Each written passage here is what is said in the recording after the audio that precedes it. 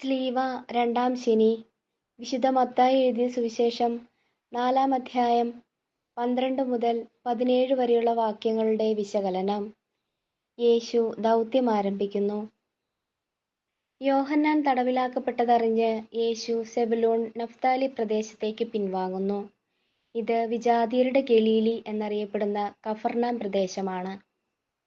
BC 722 Assyrian അധിനിവേശത്തിന് ശേഷം സകല യഹൂദരും നാടുകടത്തപ്പെടുകയും വിപ്രവാസം കഴിഞ്ഞ് വീണ്ടും തിരികെ വന്നപ്പോൾ ആ നാട് വിജാതിയരെ കൊണ്ട് നിറഞ്ഞിരിക്കുന്നതും അവിടെ ഒരു സങ്കരവർഗം ഉടലെടുക്കുകയും ചെയ്തു. സത്യദൈവാരാധനയ്ക്കായിട്ടുള്ള അവരുടെ പരിവേദനത്തിന് മറുപടിയാണ് യേശുവിൻ്റെ ഈ സാന്നിധ്യം. അന്ധകാരത്തിൽ ജനിച്ചവർക്ക് ഒരു പ്രകാശം ഉദയം ചെയ്തു എന്ന പ്രവചനം അങ്ങനെ അന്വർത്ഥമായി. അവൻ ജനിച്ചു വീണപ്പോൾ അത് ലോകത്തെ അറിയിക്കാൻ ഒരു നക്ഷത്രം ലോകത്തിൽ ഉദയം ചെയ്തു. അവൻ്റെ മരണസമയത്ത് നട്ടുച്ചയ്ക്ക് സൂര്യൻ ഇരുണ്ടുപോയി.